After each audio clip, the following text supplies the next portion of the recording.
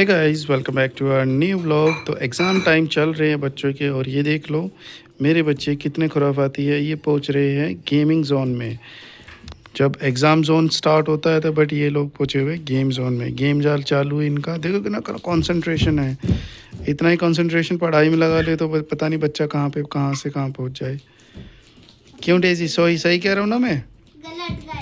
गलत कह रहा हूँ मैं? अभी ट्यूशन से आए हैं पढ़कर। पढ़ाई करके आए हैं, आते ही फ़ोन पकड़ लिया है इन्होंने। फ़ोन पकड़ लिया है गेम्स 5 मिनट के लिए। 5 मिनट के लिए।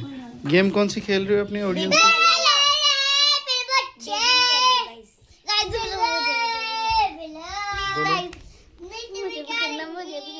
पर पेरेंट्स हमको फोन ही नहीं दे रहे। ये डैडी इसको बोल दो कान में ना चिल्लाए। तो ये गेम खेल रहे हैं बेबी इन येलो। अच्छी गेम है।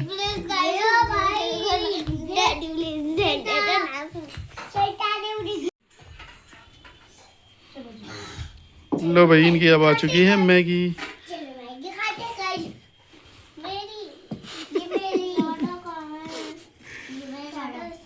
छोटे तू सच्ची में ना बहुत शरारती है, गंदा बच्चा है। एक कटोरी मुझे खानी है क्या? एक कटोरी मुझे खानी है क्या? आपकी एक कटोरी। टाइम हो। तो मुझे बताओ मैगी कैसी बनी है? फोन किसी को भी नहीं मिलेगा जिसको मैगी खानी है। सॉरी। आपने मैगी दो नहीं फोन दोगी। मैं तो पहले जूस ट्राई करती हूँ। बस जूस ट्राई करता। गाइस एक चीज बता, मैं पिकनिक पे गई थी और एक साथ मेरे साथ एक कांड भी हो गया। बाद में बताऊंगी अभी खाने। हाँ कैसी है मैगी? जल्दी से फिनिश करो। इनकी मैगी के बाद हमारा आ गया है पराठा और चाय। पराठा पता कौन सा है? ये बाजरे का आटे का पराठा है। आलू का पराठा बना दिया। बहुत टेस्टी है, बहुत बहुत ही टेस्टी है, हेल्दी है। आराम से। पागलों की तरह खावा है बिल्कुल। आराम से। इसीलिए तो बोलते हैं दान करना चाहिए। अच्छा। और क्या? आराम से आराम से। मुझे दे नहीं रही थी, रो रही थी ये इसकी मैगी। गाइस मैं बता दूं मेरे साथ पिकनिक में क्या हुआ। वॉशरूम में बंद होती थी। अब आधा फिर से बंद, बाद में बताऊंगी। तो गाइस इसने एक बहुत बड़ी गलती करी थी, मैं आपको बताता हूँ। ये अभी कल ही किड्सैनिया गई थी, इनकी स्कूल पिकनिक गया था।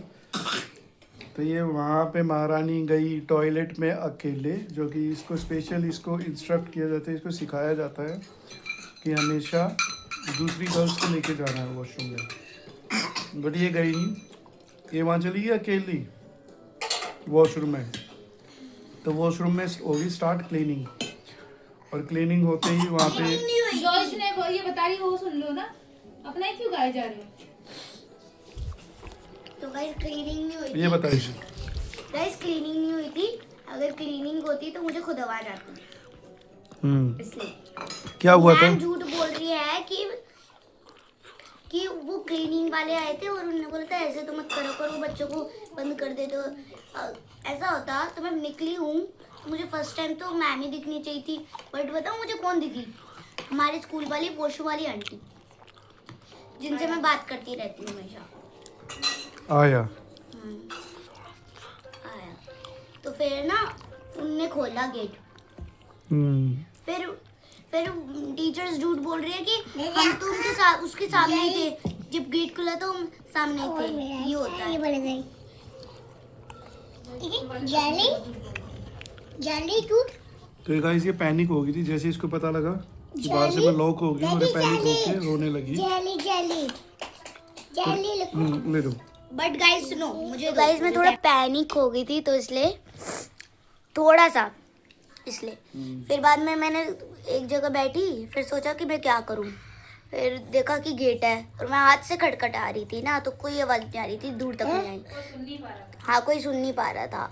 तो इसलिए मैंने सोचा अब मेरे अपने पैर मोड़ लिए, उंगलियां मोड़ ली पैरों की, और वैसे उससे मेरे शूज़ मतलब स्ट्रॉन्ग हो गए। फिर मैंने उसको गेट पे मारती रही, टूटने को हो रहा था। फिर जब हमारी फिर वॉशरूम वाली आंटी आई सामने, वॉशरूम वाली आंटी आई, उनने खोला।